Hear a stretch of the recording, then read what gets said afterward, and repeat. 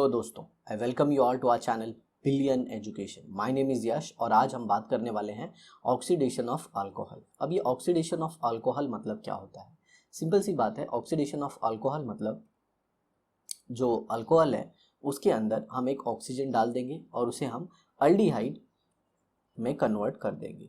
Okay, और उसका further strong oxidising agent से आप रिएक्शन कर दोगे तो वो क्या बना देगा? Carboxylic acid. ठीक है, addition of oxygen is called as oxidation. ठीक है, तो what are the various definition of oxidation? तो देखिए, सबसे पहले increase in oxidation number of an atom of an element in a reaction is called as oxidation. फिर दूसरा क्या है? आप एडिशन ऑफ ऑक्सीजन कह दो, या फिर रिमूवल ऑफ हाइड्रोजन कह दो, या फिर इंक्रीज इन ऑक्सीडेशन नंबर कह दो, या फिर आप ऐसे भी कह सकते हो कि addition of more electronegative atom and removal of less electronegative atom. तो चार आप याद रखो, एडिशन ऑफ ऑक्सीजन, दूसरा इंक्रीज इन ऑक्सीडेशन नंबर, फिर तीसरा addition of more electronegative atom, and चौथा आप याद रखो रिमूवल ऑफ हाइड्रोजन एटम। अब ये कैसे होता है ऑक्सीडेशन, मैं आपको पहले वो बता देता हूँ। क्यों कहते हैं हम ऑक्सीडेशन? तो देखिए, यहाँ पे ये R है, ये CH है, ये H है और ये OH है। ठीक है, ये अल्कोहल है और ये किस में कन्वर्ट हो जाएगा? RC double bond OH। अब जरा इसे समझने की कोशिश कीजिए। अब जरा देखिए, ये कार्बन और इस कार्बन में कोई इलेक्ट्रॉन का, बोलते हैं ना, खींचना या फिर खिंचवाना। सर ये कैसे शब्दों का प्रयोग कर रहे हो? जी हाँ, मतलब ये इलेक्ट्रॉन सेंटर में ही रहते हैं, कोई कार्बन इसको खींचता नहीं, क्योंकि दोनों कार्बन sp3 हाइब्रिडाइज्ड हैं। अब यहाँ पे देखिए, इस कार्बन का ये वाला जो इलेक्ट्रॉन है ये ऑक्सीजन खींचेगा, क्योंकि ऑक्सीजन ज़्यादा इलेक्ट्रोनेगेटिव है तो ऑक्सीजन पे -1, और ये हाइड्रोजन का ये वाला इलेक्ट्रॉन कार्बन खींच लेगा। ठीक है, तो कार्बन पे ऑक्सीजन की वजह से कार्बन पे आएगा +1, और दो हाइड्रोजन की वजह से कार्बन के ऊपर आएगा -2। तो +1 -2, ओवरऑल ऑक्सीडेशन स्टेट कितना हो गया इस कार्बन का?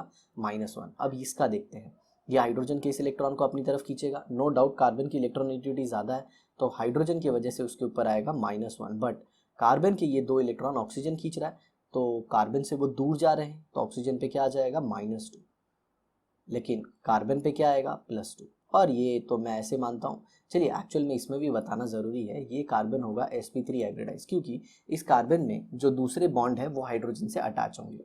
ठीक है, so this carbon will be sp3 hybridise, but if you check this carbon it is sp2। कैसे हम चेक करते हैं हाइब्रिडाइजेशन?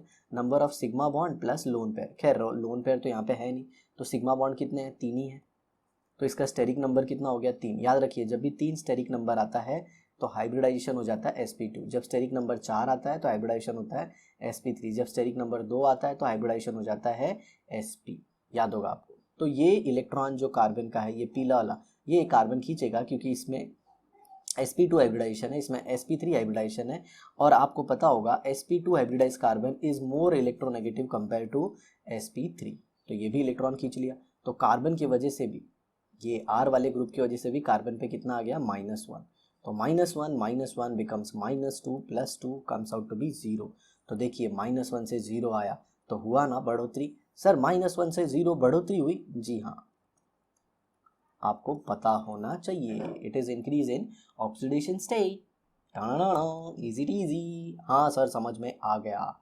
और अगर इसे आप कार्बोक्सिलिक एसिड में कन्वर्ट करते हो तब तो और ऑक्सीडेशन हो जाएगा। ये देखो ना, अब कार्बन के ये 3 इलेक्ट्रॉन दूर जा रहे हैं तो +3, और कार्बन इस इलेक्ट्रॉन को खींच रहा है। अरे सर क्यों, बताया ना sp2 है और ये sp3 है, बारीक चीज बता रहा हूँ बा। तो -1, तो ये क्या आ गया? +2। तो देखिए, यहाँ पे 0 था लेकिन यहाँ पे क्या हो गया? +2 दोस्तों।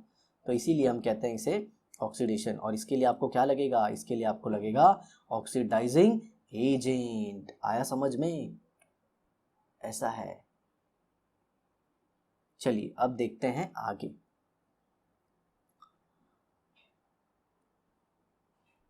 On reaction with oxidizing agent, primary and secondary alcohol undergo dehydrogenation to form carbonyl compound। वही मतलब oxidation, namely aldehyde and ketone. Okay, और मैंने अपनी पिछली क्लास में बताया था कि जब भी प्राइमरी अल्कोहल का ऑक्सीडेशन होता है अल्डिहाइड बनता है, और सेकेंडरी अल्कोहल का ऑक्सीडेशन फॉर्म्स कीटोन। ओके, और जो ऑक्सीडाइजिंग एजेंट हमने यहाँ पे लिया है वो है क्रोमिक एनहाइड्राइड। ओके, अब क्रोमिक एनहाइड्राइड क्यों? ये जोन्स रिएजेंट होता है H2CrO4। ओके, इसको बोलते हैं हम लोग क्रोमिक एसिड। क्रोमिक एसिड से वाटर आप निकाल दीजिए। तो आपको क्या मिल जाएगा, यहाँ से दो H गए और यहाँ से एक ऑक्सीजन, तो क्या आ गया CrO3। अब ये ऑक्सीडाइजिंग एजेंट है क्योंकि क्रोमियम इसमें अपने हाईएस्ट ऑक्सीडेशन स्टेट में है, दैट इज +6। क्रोमियम मैक्सिमम कितने इलेक्ट्रॉन लूज कर सकता है, 6 इलेक्ट्रॉन। तो अपने हाईएस्ट ऑक्सीडेशन स्टेट में है, तो वो क्या होना चाहेगा, कम होना चाहेगा, वो इलेक्ट्रॉन लेगा। अरे सिंपल सी बात है, हाईएस्ट ऑक्सीडेशन स्टेट में मतलब क्या, 6 इलेक्ट्रॉन उसके दूर गए क्रोमियम के, तो वो तो इलेक्ट्रॉन लेना चाहेगा ना।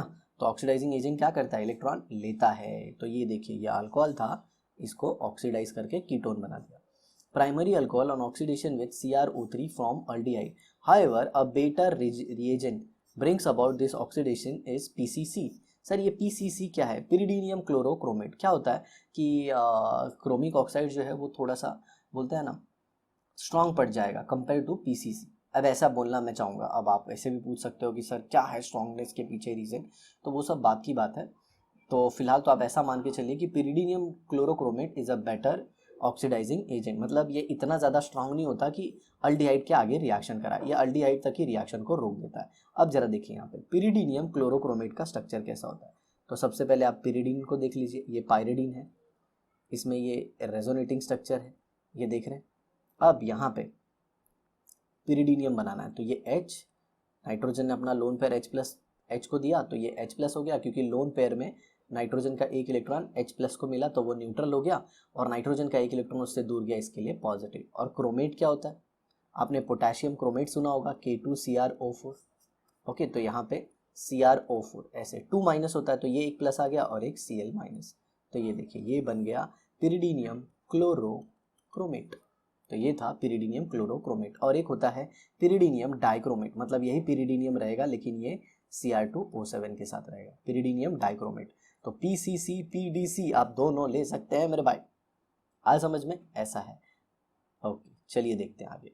When common oxidising agent like nitric acid, potassium permanganate और potassium dichromate are used to oxidize primary alcohol, the oxidation does not stop at aldehyde stage, but aldehyde is further oxidized to carboxylic acid। बोला था ना मैंने, and same number of carbon। मतलब अगर आपने ये alcohol ले लिया और अगर साथियों आपने KMnO4 ले लिया या फिर K2Cr2O7 ले लिया, तो ये तो बहुत ही स्ट्रॉन्ग ऑक्सीडाइजिंग एजेंट है, ये डायरेक्ट आपको कार्बोक्सिलिक एसिड देंगे। इनको बीच में रोकना मतलब मुश्किल है नहीं, नामुमकिन है, समझ रहे हो ना।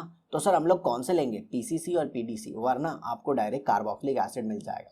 तो सर कार्बोक्सिलिक एसिड मिल रहा है तो प्रॉब्लम क्या हो रहा है, ओए हम लोग अल्डिहाइड बना रहे हैं, समझ में आया, कार्बोक्सिलिक एसिड नहीं। तो ये देखो KMnO4 K2Cr2O7 या फिर नाइट्रिक एसिड, नाइट्रिक एसिड तो और भी पावरफुल है, ये अल्डिहाइड आ गया और फिर इसको किस में कन्वर्ट कर दिया, कार्बोक्सिलिक एसिड में। ओके, ये देखिए, जिन्हें नहीं पता उन्हें मैं बता दूं, ये कार्बोक्सिलिक ग्रुप है और ये अल्डिहाइडिक ग्रुप है। आपको फंक्शनल ग्रुप 11th स्टैंडर्ड में पढ़ाया गया था। Tertiary alcohol are difficult to oxidise on oxidation with strong oxidising agent at high temperature.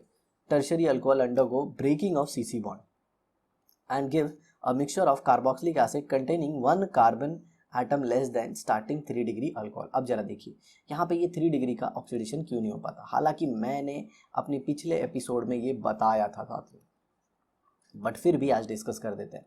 तो ये देखिए, ये है टर्शरी अल्कोहल और इसे अगर आप ऑक्सीडाइज करने जा रहे हैं, आपने मान लीजिए कॉन्सेंट्रेटेड नाइट्रिक एसिड लिया और हाई टेम्परेचर लिया, तो ये क्या करता है, ये क्या करता है, ये इस कार्बन कार्बन के बॉन्ड को तोड़ देगा। ओके, क्या कर देगा, कार्बन कार्बन के बॉन्ड को तोड़ देगा। तो इस कार्बन में कितने हैं, मतलब ये जो पेरेंट अल्कोहल इसमें कितने कार्बन देख रहे हो आप, 4 कार्बन है, तो एक कार्बन लेस वाला आपको कार्बोक्सिलिक एसिड मिल जाएगा, दैट इज HCH3 और यहाँ पे क्या आ जाएगा CH3 और ये मिल जाएगा C डबल बॉन्ड OOH। यहाँ पे कितने कार्बन थे टोटल, 1 2 3 4, यहाँ पे कितने हैं 1 2 3 4। ओए ये क्या हो गया, गलत हो गया, ठीक है, चलिए इसे मैं मिटाता हूँ। 4 कार्बन कैसे मिल गए, ये तो गलत है ना दोस्तों, 3 कार्बन मिलेंगे। ओके, तो ऐसे ले ले आप, जैसे ऐसे ले लीजिए और यहाँ पे क्या बना दीजिए C डबल बॉन्ड OOH ऐसे, और प्लस आपको मिल जाएगा H2O प्लस CO2। ये कार्बन कार्बन जो बॉन्ड है ना वो कौन सा भी टूट सकता है। अब काम की बात कि ये इजीली ऑक्सीडाइज क्यों नहीं होते, ये इजीली ऑक्सीडाइज इसलिए नहीं होते कि इस कार्बन के पास कोई भी हाइड्रोजन नहीं है, क्योंकि ऑक्सीडेशन हमें पता है एडिशन ऑफ ऑक्सीजन होता है और रिमूवल ऑफ हाइड्रोजन होता है दोस्तों, आया समझ में। चलिए अब आगे देखते हैं। Now heating with copper. When vapors of various type of alcohol are passed over hot copper, the following reaction are observed. देखो ये कॉपर ट्यूब है, इससे आपको ऑक्सीडेशन करवाना है। तो ये देखिए 573 पे ऑक्सीडेशन कराता है और ये अल्डिहाइड बनाता है। अब यहाँ पे मैं आपको एक क्वेश्चन पूछना चाहूँगा, those who are preparing for entrance, हमारे बहुत सारे व्यूअर्स वो भी हैं जो एंट्रेंस के लिए प्रिपेयर कर रहे हैं, तो मैं आपको पूछना चाहूँगा कि इसमें कौन सा मैकेनिज्म होता है। Okay, by which mechanism it oxidises, free radical, carbocation या फिर सिंपल ऑक्सीजन का एडिशन, क्या होता है इसका मैकेनिज्म के बारे में आप नीचे कमेंट बॉक्स में लिखो। ये देखिए सेकेंडरी अल्कोहल क्या देगा, कीटोन, प्राइमरी अल्कोहल ने क्या दिया, अल्डिहाइड। कंडीशन बहुत इंपॉर्टेंट है साथियों, समझ रहे हो, कॉपर 573 केल्विन याद रख लो, बार बार रिवाइज करो, ऑर्गेनिक केमिस्ट्री है, बहुत भूलती है। ऑर्गेनिक के बारे में तो ऐसा डायलॉग भी है, रात को पढ़ा सुबह खफा, समझ में आया, या फिर सुबह सफ़ा, ऐसे भी बोल सकते हो। ये देखिए ये हो गया टर्शरी अल्कोहल, और इसे जब ऑक्सीडाइज किया आपने, आपको क्या मिल गया, अल्कीन। याद रखना अल्कीन मिल जाता है उतने ही कार्बन का।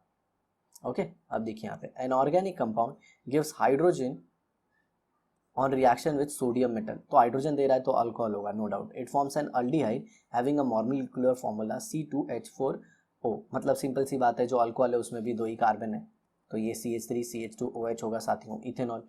On oxidation with pyridinium chlorochromate, name the compound and give the equation for this reaction। तो ये देखिए ये सिंपल सा है, इथाइल अल्कोहल होगा क्योंकि 2 ही कार्बन है, तो इथाइल अल्कोहल अपने को क्या दे देगा, सोडियम इथॉक्साइड। तो ये देखिए सोडियम इथॉक्साइड, सोडियम के साथ रिएक्शन करने पे हाइड्रोजन गैस लिबरेट होती है, ये हम अपने पिछले एपिसोड में पढ़ चुके हैं। और फिर इस इथाइल अल्कोहल का हमने क्या किया, ऑक्सीडेशन, तो हमें क्या मिल गया, अल्डिहाइड। मैंने आपको बोला था ये 1 डिग्री अल्कोहल है, जिन्हें नहीं पता उन्हें मैं बता दूं, जिसको OH अटैच है वो कितने कार्बन को अटैच है ये आपको देखना होता है।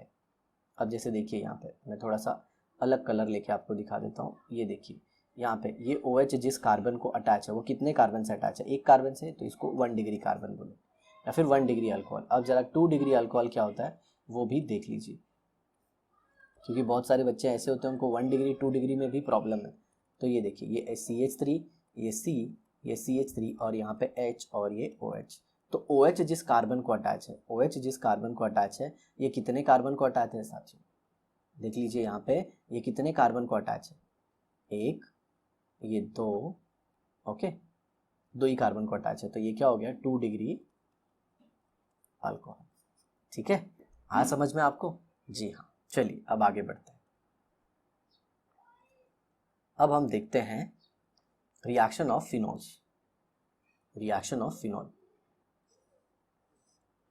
कलर को चेंज कर लेता हूं मैं। Phenol undergoes electrophilic substitution reaction more rapidly as compare to benzene. अब देखिए बेंजीन है, आप सबको पता है ये एरोमेटिक होता है, ये एडिशन रिएक्शन नहीं दिखाता, ये क्या दिखाता है, सब्स्टिट्यूशन। सर सब्स्टिट्यूशन मतलब एक आएगा तो दूसरा जाएगा। अब जो सब्स्टिट्यूशन रिएक्शन है वो फिनॉल का बेंजीन से ज़्यादा फास्ट है। इसके पीछे रीज़न क्या है वो मैं आपको बता देता हूँ। जैसे ये देखिए, अब ये बेंजीन है, लेकिन अगर बेंजीन के अंदर आप ये OH ग्रुप लगा दो, तो जिन्होंने 11th में पढ़ा है एरोमेटिक कंपाउंड या फिर हाइड्रोकार्बन, तो उन्हें पता है कि ये जो ऑक्सीजन की लोन पेयर है ये बेंजीन रिंग को एक्टिवेट कर देती है। क्या कर देती है, एक्टिवेट, मतलब ऑर्थो पे भी इलेक्ट्रॉन डेंसिटी बढ़ा देती है और पैरा पे भी इलेक्ट्रॉन डेंसिटी बढ़ा देती है। ओवरऑल पूरे रिंग पे ही बढ़ाती है, लेकिन ऑर्थो और पैरा पे ज़्यादा बढ़ाती है। आया समझ में, जी। और ये होता किसके थ्रू है, ये होता है साथियों रेजोनेंस के थ्रू। किसके थ्रू, रेजोनेंस। ठीक है, चलिए आगे देखते हैं। Halogenation of phenol. Okay, phenol reacts with aqueous solution of bromine to give 2,4,6 try bromophenol.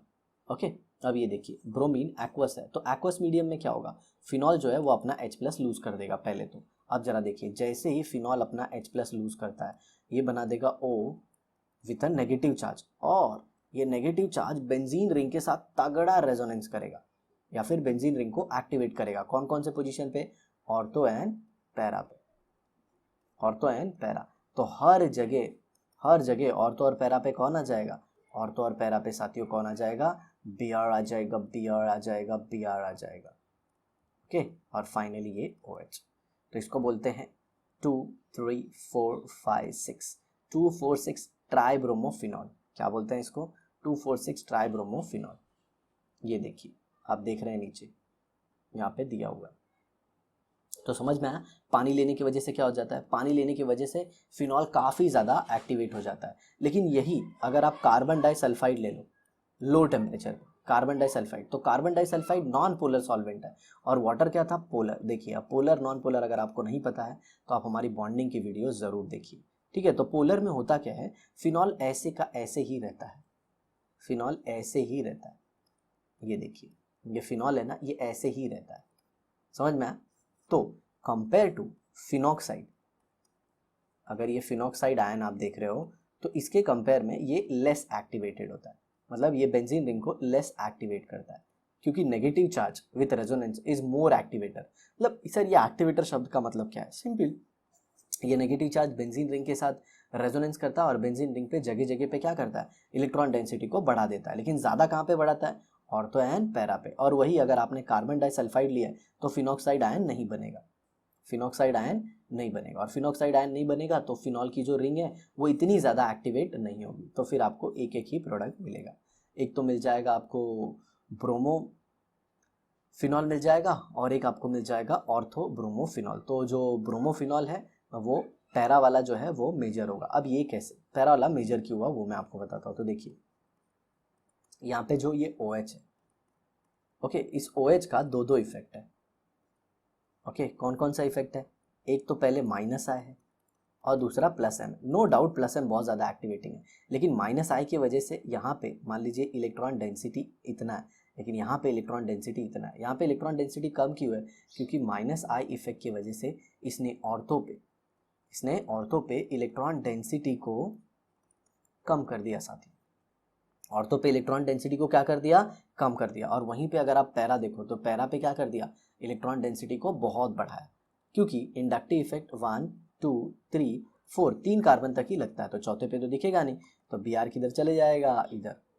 अब कुछ लोग ऐसे भी बोलते हैं कि Br का साइज बड़ा है, Br का साइज बड़ा है, मतलब यहाँ पे अगर Br आता तो इतना बड़ा होता और OH और Br के बीच में रिपल्शन होता। बट मैं आपको बताना चाहूँगा ये बात भी सही है, लेकिन OH ग्रुप बहुत छोटा होता है, OH ग्रुप बहुत छोटा होता है, ठीक है। तो इतना ज़्यादा स्टेरिक हिंड्रेंस नहीं होगा। तो मैं ऐसा मानता हूँ कि ये माइनस आई इफेक्ट वाला रीज़न ज़्यादा सही है। हालांकि नो डाउट स्टेरिक हिंड्रेंस भी रीज़न है, ऐसे मैं ये नहीं कहूँगा कि वो गलत है, ठीक है। चलिए आगे देखते हैं। नाइट्रेशन ऑफ फिनॉल, मतलब फिनॉल के ऊपर हम क्या लेंगे? Nitrating mixture. तो नाइट्रेटिंग मिक्सचर क्या होता है? आप डाइल्यूट नाइट्रिक एसिड ले लीजिए लो टेम्परेचर पे, या फिर आप ले सकते हैं concentrated HNO3 plus H2SO4।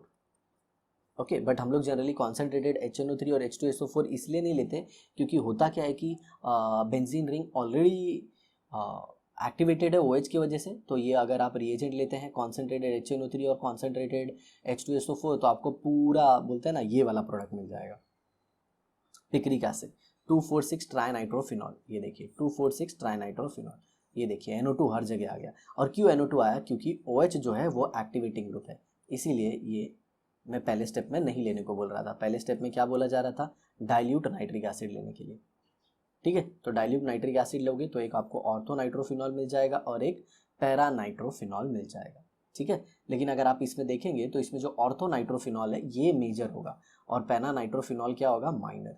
Sir ऐसा क्यों? पहले वाले में तो पैरा मेजर हो रहा था ब्रोमीन के केस में। तो देखिए साथियों, यहाँ पे भी रीजन है एकदम मस्त वाला। देखिए क्या है, ये आपका फिनॉल का ग्रुप हो गया OH, ओके, और यहाँ पे ये NO माइनस और ये डबल बॉन्ड O और ये पॉजिटिव, और यहाँ पे हो जाती है साथियों एकदम मस्त वाला ऐसा कुछ जिसे हम कहते हैं हाइड्रोजन बॉन्डिंग। हाँ समझ में, इसे हम क्या कहते हैं? Hydrogen bonding. और कितने मेंबर की ये बॉन्डिंग हो गई? ये देखिए 1 2 3 4 5 और ये 6 मेंबर्ड। और ये जो रिंग स्ट्रक्चर बना है, ये जो साइक्लिक स्ट्रक्चर बना है, इसे हम कहते हैं चिलेशन। तो चिलेशन की वजह से ये बहुत ज़्यादा क्या हो जाता है? स्टेबल, और इसीलिए ऑर्थो जो होता है वो मेजर बन जाता है, ortho nitrophenol compare to para nitrophenol. आया समझ में? हाँ सर, फेंटाब्लास्टिक, फैंटास्टिक। और अगर आपने कॉन्सेंट्रेटेड नाइट्रिक एसिड और H2SO4 यूज़ कर लिया तो आपको क्या मिल जाएगा? 2,4,6 ट्राई नाइट्रोफिनॉल। याद रखिएगा इसमें जो अटैकिंग एजेंट होता है वो NO2+ होता है, मतलब ये हर एक में डाइल्यूट नाइट्रिक एसिड और अपना कॉन्सेंट्रेटेड H2SO4 और HNO3 में जो रियल अटैकिंग इलेक्ट्रोफाइल होता है वो होता है NO2+, नाइट्रोनियम आयन। याद रखिएगा ये 11th में हाइड्रोकार्बन में पढ़ाया जाता है, ये दोनों रिएक्ट करके यही बनाएंगे। अब नेक्स्ट देखते हैं सल्फोनेशन। ओके, तो आप सल्फोनेशन के लिए फ्यूमिंग H2SO4 ले सकते हैं, okay, with concentrated H2SO4 at room temperature to give orthophenol sulphonic acid and para phenol sulphonic acid. Okay, ऐसे टेम्परेचर के डिफरेंस पे आपको दो अलग अलग प्रोडक्ट मिल जाएंगे। अब देखिए यहाँ पे जब लो टेम्परेचर है तो आपको ऑर्थो प्रोडक्ट मिला, और जब हाई टेम्परेचर है तो आपको कौन सा मिला, पैरा। तो देखिए ये जो हाई टेम्परेचर वाला होता है ना, इसे हम कहते हैं थर्मोडायनामिकली कंट्रोल प्रोडक्ट, और इसे कहते हैं काइनेटिकली कंट्रोल प्रोडक्ट। सर ये कौन कौन सी अलग बातें बता रहे हैं, हमको नहीं जानना है। ओके, अगर आप इंटरेस्टेड होगे तो बताना, तो मैं आपको ये सब कुछ सिखाऊंगा कि हाई टेम्परेचर पे जो मॉलिक्यूलर वाइब्रेशन है वो बढ़ जाते हैं। मतलब ये देख रहे हो ये जो बॉन्ड है, चलिए इसे अलग कलर से दिखाता हूँ मैं आपको थोड़ा। हाँ चलिए ये यूज़ कर लेते हैं। ये जो बॉन्ड आप देख रहे हो ये किसके बीच में, कार्बन और सल्फर के बीच में। ओके, तो इसका तो सल्फोनिक एसिड का ग्रुप जो है वो बड़ा है, तो हाई टेम्परेचर पे ये वाइब्रेट करने लगता है, और फिर यहाँ से टूट के कहाँ पे आ जाता है, पैरा पे। और ये देखिए, ओके, तो हाई टेम्परेचर पे आपको पैरा मिलेगा और लो टेम्परेचर के पे आपको क्या मिलेगा, ऑर्थो। और इसमें जो रियल अटैकिंग इलेक्ट्रोफाइल होता है वो SO3 होता है, जो कि एक न्यूट्रल अटैकिंग इलेक्ट्रोफाइल। आया समझ में? हर एक चीज़ का रीज़न होता है साथियों, अगर केमिस्ट्री है ना तो रीज़न तो है, समझ में? वो बात की बात है, बहुत सारे रीज़न को आपके लेवल पे एक्सप्लेन नहीं किया जा सकता, आपके लेवल पे बता नहीं जा सकता। 10+2 लेवल जो है ना उस पर हर एक रीज़न को एक्सप्लेन नहीं किया जा सकता, इसीलिए हम कहते हैं कि वो एक्सेप्शन है। और ये ज़्यादा करके आप किस में देखते हो, ये आप ज़्यादा करके किस में देखते हो, इनऑर्गेनिक केमिस्ट्री में। अब आ जाता है रीमन टीमन रिएक्शन। मैं आपको बताऊं इसमें तो बहुत ही तूफानी रिएक्शंस होते हैं। ये तो रीमन टीमन रिएक्शन का आप मान लो एक चैप्टर ही होता है, नॉर्मल रीमन टीमन रिएक्शन, एबनॉर्मल रीमन टीमन रिएक्शन। आप जाके हमारे एंट्रेंस वाले प्लेलिस्ट में सब कुछ देख सकते हो। आ समझ में? जो लोग एंट्रेंस के लिए प्रिपेयर कर रहे हैं, एबनॉर्मल रीमन टीमन कैसा होता है, नॉर्मल रीमन टीमन कैसा होता है, सब कुछ हर एक चीज़ का ये रीज़न बताया गया है कि ये क्लोरोफॉर्म क्यों लेते हैं, एक्वस NaOH करता क्या है, सब कुछ। तो देखिए, when phenol is treated with chloroform in aqueous sodium hydroxide solution followed by hydrolysis with acid, salicylaldehyde is formed. This reaction is known as Riemer-Tiemann reaction. अब जरा देखिए इसमें होता क्या है। सबसे पहले मैं आपको बताऊंगा कि आप देख रहे हैं यहाँ पे बेसिक मीडियम है, तो सबसे पहली बात फिनॉल उससे रिएक्ट कर लेगा। ये देखिए ये O है और ये H है, और दोस्तों ये जो H है ये नो डाउट ये एसिडिक है, ये OH क्या एसिडिक, और ये Na+OH- एक्वस है ना, तो आयन के फॉर्म में आ जाएगा। और हमें पता है, जग जानता है कि एसिड और बेस के बीच में रिएक्शन हो जाता है। ओके, और आपको क्या मिल जाएगा, सॉल्ट एंड वाटर। तो सब कुछ यहाँ पे भी वैसे ही होगा। So we all know that whenever acid reacts with a base there is always a formation of salt plus water. So now what will happen, this H plus will react with OH-, this delta positive, delta negative. Why there is delta negative, delta positive? Because these bonds are not highly polar such that oxygen can keep both the electrons. Okay, so actually there is a partial positive and partial negative charge, but that one is also sufficient. So this OH reacts with H plus, it forms H2O, and phenoxide ion reacts with sodium and it forms ONA, O minus Na plus, that is sodium phenoxide. Now we all know that sodium phenoxide is more activating. Sodium phenoxide is more activating compared to phenol. Look here, this is phenol. And what about this one? This is sodium phenoxide. Okay, don't think too much about this sodium ion, because it is just a temporary attraction between this negative charge and positive charge. There is nothing more than that. Is that clear? So this is now more activating. Okay, this is one part. And now second one, what happens? This is chloroform. I'll tell you, this is chloroform. और ये जो chloroform है ये किसके साथ react हो जाता है, बेस के साथ, दैट इज OH- जो NaOH से मिला है। तो ये हाइड्रोजन आप देखोगे तो एसिडिक है, क्यों, इसका इलेक्ट्रॉन ये कार्बन खींच रहा है। अब कार्बन क्यों खींच रहा है, क्योंकि कार्बन के ये तीनों इलेक्ट्रॉन क्लोरीन खींच रहा है। सर यहाँ पे ये खींचा खींची क्यों हो रही है, what is the reason behind it? तो that is superb minus I effect of chlorine. Okay, superb minus I effect of chlorine. So what will happen now? Now this H plus will be taken by OH minus. There will be release of simple water molecule, and you will be having Cl, C, Cl, Cl, and this is a negative charge. Now negative charge with a lone pair, because these both the electrons are kept by carbon. Okay, now so this is a negative charge. At the same time, this is a living group. There is a huge repulsion between this electron pair of carbon chlorine and this lone pair. You can also show it with this one. It's not necessary that we have to show with this upper chlorine and carbon bond only. So there is internal attack, or you can say due to strong plus I of this negative charge, this chlorine leaves by taking both the electrons, and here you have C double bond, sorry, CCl and with a lone pair, and this is called as dichlorocarbene. Dichlorocarbene. तो साथियों इसे हम लोग क्या कहते हैं? हम इसे कहते हैं डाइक्लोरोकार्बीन. Is it clear to you? Now this dichlorocarbene is a reaction intermediate. Basically it is formed due to reaction between the base and this chloroform, and actually it acts as an electrophile, because if you check the octet of this carbon is incomplete. My mistake, sorry for that. मैंने यहाँ पे carbon के बदले I have written chlorine. Okay, so this is carbon. Okay, now this is electrophile and it will react with the phenol, or simply I'll say phenoxide ion. अब देखिए यहाँ पे तो होता क्या है मेरे भाइयों, देखिए ये O माइनस हो गया, नो डाउट Na प्लस है, ठीक है. अब यहाँ पे देखिए ऐसे, अब ये इधर आएगा और ये इधर जाएगा. अब इधर से ये डाइक्लोरोकार्बीन है, ये इधर, और ये खाली ऐसे, ये Cl और ये Cl, और ये यहाँ से अटैक करेगा. अब एक बच्चों को बहुत सारा डाउट आते रहता है कि सर ये ऑक्सीजन ने डायरेक्ट इधर अटैक क्यों नहीं किया. तो मैं आपको बताऊंगा कि ऑक्सीजन के कंपेयर में जो कार्बन की न्यूक्लियोफिलिसिटी मतलब पॉजिटिव चार्ज की तरफ अट्रैक्शन या फिर इलेक्ट्रॉन देने की टेंडेंसी, वो कार्बन की ज़्यादा है कंपेयर टू ऑक्सीजन. कार्बन के ऊपर नेगेटिव और ऑक्सीजन के ऊपर नेगेटिव. अब ऐसा क्यों? क्योंकि कार्बन जो है साथियों वो ज़्यादा ऑक्सीजन जो है it is more electronegative. Oxygen is more electronegative, so ये इलेक्ट्रॉन को जल्दी देगा नहीं. जबकि अगर यहाँ पे कार्बन को देखोगे तो इट इज़ लेस इलेक्ट्रोनेगेटिव, मतलब negative charge on less electronegative and negative charge on more electronegative. तो कौन ज़्यादा स्टेबल है? नो डाउट ऑक्सीजन ज़्यादा स्टेबल है, तो वो इलेक्ट्रॉन नहीं देना चाहेगा, इसीलिए कार्बन देता है. और एक दूसरा पॉसिबिलिटी भी है, वो देखो, क्योंकि हमें पता है रेजोनेंस की वजह से ये जो नेगेटिव चार्ज आप देख रहे हो, ओके, ये पैरा पे भी जा सकता है. कैसे? ये इधर आएगा, ये इधर आएगा, और फिर नो डाउट ये इधर जाएगा. तो यहाँ से भी अटैक हो सकता है, यहाँ से भी अटैक हो जाएगा कार्बन पे. ओके, यहीं पे बॉक्स बना देते हैं. जी हाँ, डाइक्लोरोकार्बीन में एम्प्टी या फिर वेकेंट ऑर्बिटल होती है जिसमें ये दोनों इलेक्ट्रॉन आते हैं. आया समझ में? तो ऐसे इलेक्ट्रॉन होता है, इलेक्ट्रॉन का ट्रांसफर होता है. अब जरा देखिए नेक्स्ट स्टेप में क्या होगा. यहाँ पे ये O आ गया, डबल बॉन्ड O, यहाँ पे ऐसे ये C हो गया, यहाँ पे Cl, यहाँ पे Cl, कार्बन के ऊपर नेगेटिव चार्ज.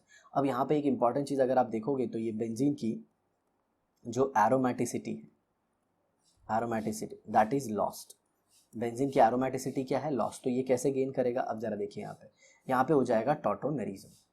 क्या हो जाएगा? टॉटोमेरिज्म. ये बॉन्ड यहाँ पे शिफ्ट होगा और ये हाइड्रोजन यहाँ पे शिफ्ट हो जाएगा, ठीक है. या फिर आप अगर देखो तो इससे भी अच्छा क्या है कि ये ऑक्सीजन जो आप यहाँ पे देख रहे हो जो नेगेटिव चार्ज के साथ है, ओके, सॉरी, ऑक्सीजन जो डबल बॉन्ड के साथ है वो या तो अपने लोन पेयर को दे सकता है या फिर यहीं पे बगल में ये कार्बन इस H+ को ले सकता है, ओके. और इसका इलेक्ट्रॉन ये जो हाइड्रोजन का ये यहाँ पे आएगा और ये इधर चले जाएगा, तो ऑक्सीजन पे फिर क्या आ जाएगा?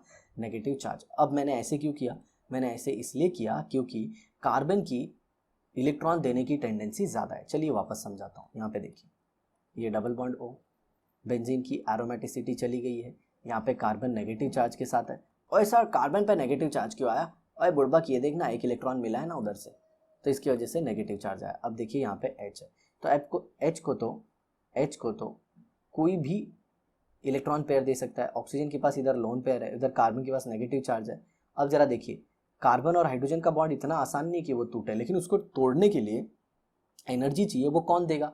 अगर ये बेंजीन मतलब ये जो क्या बोलते हैं नॉन एरोमेटिक रिंग जो है, ये अगर एरोमेटिक हो जाए तो ठीक है, यहीं से ड्राइविंग फोर्स आता है, ये बॉन्ड पेयर यहाँ पे शिफ्ट होता है, ये इलेक्ट्रॉन पेयर इधर शिफ्ट होता है और ये H को कार्बन गपक जाता है और फाइनली आपको क्या मिलता है जरा वो देखिए। ओके, तो ये स्टेप ऑलमोस्ट इरिवर्सिबल जैसा होता है और यहाँ पे बन जाता है O के ऊपर negative charge with a lone pair, यहाँ पे एरोमेटिसिटी गेन हो गई और ये आ गया CH Cl। हाँ समझ में, मैं आपको इन शॉर्ट थोड़ा मैकेनिज्म भी बता दे रहा हूँ। ठीक है, अब इधर देखिए, अब आपके सोल्यूशन में क्या है, OH माइनस है, ढेर सारा OH माइनस, तो ये OH माइनस अटैक करेगा, इसको बाहर निकाल देगा क्योंकि इसमें होगा मैकेनिज्म SN2। कौन सा मैकेनिज्म, SN2। क्यों, क्योंकि देखो ये पूरा ग्रुप कार्बन का इलेक्ट्रॉन खींच रहा है, तो कार्बन के ऊपर डेल्टा पॉजिटिव, ऊपर से क्लोरीन भी खींच रहे हैं और नो डाउट ऑक्सीजन के ऊपर क्या है, नेगेटिव चार्ज, तो नो डाउट यहाँ पे तो बॉन्ड बनेगा और एक बॉन्ड बनाने के लिए दूसरा बॉन्ड तोड़ना पड़ेगा, तो O और C का बॉन्ड बन रहा है और C और Cl का बॉन्ड टूट रहा है, तो ऐसे ये रिएक्शन 2 बार हो जाएगा और फाइनली आपको ये O माइनस और यहाँ पे ये CH, यहाँ पे भी OH और यहाँ पे भी OH, राइट। अब एक कार्बन पे 2 OH स्टेबल नहीं होते, और वो क्यों स्टेबल नहीं होते, सिंपल सी बात है, क्योंकि उनके अंदर होगी हाइड्रोजन बॉन्डिंग। तो यहाँ पे देखिए ये OH और यहाँ पे भी OH और ये हाइड्रोजन बॉन्डिंग, यहाँ से पानी निकल जाएगा। आया समझ में आपको? तो जब वाटर निकलेगा तो यहाँ पे बन जाएगा अल्डिहाइड, तो ये देखिए ये O नेगेटिव और यहाँ पे क्या बन गया, C डबल बॉन्ड OH, और जो वाटर निकला था H2O, उसी से ये क्या ले लेगा, H+। ये वाला स्टेप आप पहले भी दिखा सकते हो, तो ये बना देगा क्या, OH और यहाँ पे आपको मिल जाएगा बेंजल डिहाइड, ओके, जिसे हम कहते हैं सैलिसिल डिहाइड, ऑर्थो सैलिसिल डिहाइड। तो ये पूरा तो मैकेनिज्म हो गया सर, इतना डिटेल में हमको नहीं चाहिए था। ओके, ये देखो इंटरमीडिएट, ये इंटरमीडिएट भी पूछता है, और ये देखिए फिर इसका एसिड हाइड्रोलिसिस किए तो आपको क्या मिल गया, salicylaldehyde. Okay, if carbon tetrachloride is use in place of chloroform, salicylic acid is form. चलिए ये भी मैं आपको बता देता हूँ, अगर कार्बन टेट्राक्लोराइड यूज करते तो क्या होता प्रोडक्ट। तो देखिए सिंपल सी बात है, कार्बन टेट्राक्लोराइड में भी वैसे ही रिएक्शन होता। देखो यहाँ पे ये ऐसा है कुछ, O नेगेटिव Na पॉजिटिव, ये ऐसे आएगा, ये इधर आएगा और ये अटैक मारेगा किसके ऊपर, CCl। No doubt. अब कार्बन के पीछे अगर आप देखो तो यहीं पे एंटी बॉन्डिंग है। सर ये अब नया कंसेप्ट कौन सा है, ओके चलो ठीक है कोई बात नहीं, मैं सिंपल बता देता हूँ। कार्बन के इलेक्ट्रॉन को ये सारे खींच रहे हैं, दिस, ये सारे इलेक्ट्रॉन को खींच रहे हैं, तो होगा क्या, कार्बन के ऊपर पॉजिटिव चार्ज, यहाँ पे क्या है, नेगेटिव चार्ज, बॉन्ड बनने का माहौल है, तुरंत ये SN2 मैकेनिज्म होगा, क्या होगा, SN2 का अटैक, और एक Cl निकल जाएगा और फाइनली आपको क्या मिल जाएगा, यहाँ पे देखिए डबल बॉन्ड O और यहाँ पे Cl। आया समझ में? अब यही सेम OH माइनस जो है ये 3 Cl को हटा देगा। अब जरा देखिए यहाँ पे क्या होगा। ओके, अब यहाँ पे एक स्टेप आप दिखा सकते हैं, 1,3 टॉटोमेरिज्म। ओके, ये हाइड्रोजन यहाँ पे और ये डबल बॉन्ड यहाँ पे, ठीक है, इस तरह से। तो आपको क्या मिल जाएगा, ये यहाँ पे मिल जाएगा OH, ये ऐसे और यहाँ पे C, ये भी मान लीजिए 3 OH ने अटैक कर दिया तो OH, 2 तो वाटर निकाल देंगे और फाइनली आपको क्या मिल जाएगा, यहाँ पे भी OH है। नो डाउट, एक क्लोरीन को हटा के, अभी हमने एक OH लगाया था, तो 3 क्लोरीन को हटा के कितने OH लगाओगे, 3 OH। और मैंने एक बताया था कि एक कार्बन पे 2 OH स्टेबल नहीं होते क्योंकि वहाँ पे हाइड्रोजन बॉन्डिंग होती है और वाटर निकल जाता है। तो अब जरा देखिए यहाँ पे H2O निकलेगा और यहाँ पे क्या मिल जाएगा, यहाँ पे मिल जाएगा ये OH, ये ऐसे और यहाँ पे C डबल बॉन्ड OH। हालांकि एरोमेटिसिटी का जो फॉर्मेशन है वो हम लोग बाद में भी दिखा सकते हैं, ये जो मैंने आपको दिखाया, ओके, इसे हम लोग बाद में भी दिखा सकते हैं, बट बोलते हैं ना यहाँ पे ज़्यादा बेटर होगा। क्लियर, ऐसे। और ये हाइड्रोजन का जो बॉन्ड शिफ्टिंग है, ये थोड़ा सा यहाँ पे मैंने गलत कर दिया है, उसे राइट कर देता हूँ। नो डाउट हाइड्रोजन वैसे ही जाएगा ऑक्सीजन के पास ऐसे, बट ये बॉन्ड इधर शिफ्ट होगा और ये वाला इधर शिफ्ट होगा ऐसे, और तब जाके कहीं एरोमेटिसिटी गेन होगी। ठीक है, तो ये देखिए ये बन गया ऑर्थोसैलिसिलिक एसिड, ठीक है, और बेसिक मीडियम होने की वजह से ये सॉल्ट भी बन सकता है, जिसका आपको क्या करना होगा, एसिड हाइड्रोलिसिस, H+H2, मतलब ये सॉल्ट बना होगा। अगर मान लीजिए यहाँ पे Na+ आता है, ये माइनस आता है, ये माइनस आता है, ये Na+ आता है, क्योंकि हम सब जानते हैं एसिड बेस रिएक्शन कर लेता है, तो H+H2O मिलके क्या दे देंगे, यहाँ पे आ जाएगा OH और यहाँ पे C डबल बॉन्ड OH और ये एरोमेटिसिटी। ठीक है, आगे देखिए बहुत ही अच्छा वेरी इंपॉर्टेंट रिएक्शन है कोल्ब रिएक्शन। अब बच्चे पूछते हैं कि सर एग्जाम में क्या आएगा, वैसे पॉइंट ऑफ व्यू से बताइए, तो आप ये पढ़ लीजिए, सल्फोनेशन, नाइट्रेशन, रिमेंटिमेंट, कोल्ब रिएक्शन, आपको 101% एक रिएक्शन तो मिल ही जाएगा। अब जरा देखिए, the treatment of sodium phenoxide, वही salt of sodium, salt of phenol with carbon dioxide 398 Kelvin under pressure of 6 atmosphere followed by acid hydrolysis salicylic acid orthohydroxy benzoic acid is formed। ऊपर भी salicylic acid बना था, यहाँ पे भी बनेगा, but ये कंडीशन आपको याद रखना है 398 केल्विन टेम्परेचर और 6 एटमॉस्फेरिक प्रेशर। तो आपको क्या मिल जाएगा, सोडियम सैलिसिलेट और फिर ये फाइनल प्रोडक्ट। तो चलिए देखते हैं कैसे होता है रिएक्शन। तो यहाँ पे देखिए, तो ये हो गया OH राइट, और यहाँ पे C डबल बॉन्ड O, ये मैं क्या दिखा रहा हूँ, और यहाँ पे इसका रिएक्शन होगा CO2 से। आप सबको पता होगा CO2 लीनियर स्ट्रक्चर होता है। अब इंपॉर्टेंट चीज़, बेस और एसिड रिएक्ट करेंगे और क्या बन जाएगा, सोडियम फिनॉक्साइड। तो यहाँ पे देखिए ये क्या बन जाएगा, O minus Na+, right. So now what will happen, this one will attack over here, ये यहाँ पे आ जाएगा, या फिर मैं एक काम करता हूँ, ये सोडियम का मतलब जो अपना फिनॉल है इसका थोड़ा सा अलग ही स्ट्रक्चर बना लेता हूँ। चलिए क्लियर कर देते हैं इसको और फिर एक फ्रेश पेज से स्टार्ट करते हैं। तो यहाँ पे देखिए ये है सोडियम फिनॉक्साइड, ओके, ये फिनॉल का बेस के साथ रिएक्शन होने पे बनता है और फिर इसको किससे आप रिएक्ट कराएंगे, CO2 जो कि एक लीनियर मॉलिक्यूल है जिसे आपने पढ़ा है chapter nature of chemical bond. तो ये लोन पेयर इधर आएगी, ये जो आप देख रहे हैं ना नेगेटिव चार्ज, नो डाउट और भी 2 लोन पेयर हैं ऑक्सीजन के पास। कैसे, क्योंकि ऑक्सीजन के आउटर मोस्ट शेल में टोटल कितने इलेक्ट्रॉन होते हैं, 6 इलेक्ट्रॉन होते हैं, और नेगेटिव चार्ज कैसे आया, एक एक्स्ट्रा इलेक्ट्रॉन की वजह से। क्यों, जब फिनॉल OH के फॉर्म में था ना, तो H का इलेक्ट्रॉन ऑक्सीजन ने रख लिया था, तो अभी ये इधर आएगा और ये वाला इलेक्ट्रॉन यहाँ पे शिफ्ट होगा, फिर ये ऐसे अटैक करेगा। अब यहाँ पे अटैक क्यों हो रहा है, क्योंकि कार्बन के इस इलेक्ट्रॉन को ऑक्सीजन स्ट्रांगली खींच रहे हैं, तो कार्बन के ऊपर क्या है, डेल्टा पॉजिटिव, यहाँ पे क्या है, डेल्टा नेगेटिव। और रीजन वही पीछे वाला सेम है, ऑक्सीजन क्यों नहीं डायरेक्टली देता, क्योंकि ऑक्सीजन की न्यूक्लियोफिलिसिटी कम है और कार्बन की ज़्यादा है। तो अब जरा देखिए यहाँ पे क्या बन जाएगा, ये बन जाएगा O डबल बॉन्ड, यहाँ पे ऐसे ऐसे, और ये C double bond O minus, ऐसे हो गया। जी हाँ, अब जरा देखिए यहाँ पे H है, तो अब वापस कैसे होगा, टॉटोमेरिज्म वही, ये H का बॉन्ड इधर शिफ्ट होगा, ये इधर और ये इस पे, ठीक है। तो फाइनली आपको क्या मिल जाएगा, ये OH यहाँ पे ऐसे ऐसे ऐसे, ये C double bond O minus.